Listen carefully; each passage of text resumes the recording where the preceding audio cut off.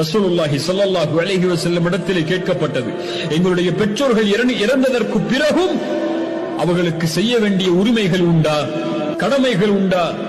ரசூலுல்லாஹி ஸல்லல்லாஹு அலைஹி வஸல்லம் சொன்னார்கள், ஆம், அவர்கள் இறந்ததற்கு பிறகும் அவர்களுக்கு செய்ய வேண்டிய பணிவிடைகள் உண்டு, நன்மைகள் உண்டு.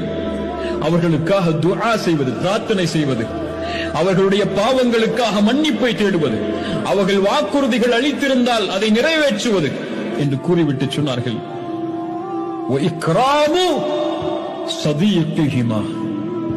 உங்கள் பெற்றோர்களுக்கு நீங்கள் செய்ய வேண்டிய பணிவிடைகளில் அவர்கள் இறந்ததற்கு பிறகு உள்ளது, அவர்களுடைய நண்பர்களை யாரையாவது நீங்கள் கண்டால் அவர்களுக்கு கண்ணியம் அளிப்பது உங்கள் பெற்றோர்களுக்கு நீங்கள் செய்யக்கூடிய நன்மை என்று சொன்னார்கள்.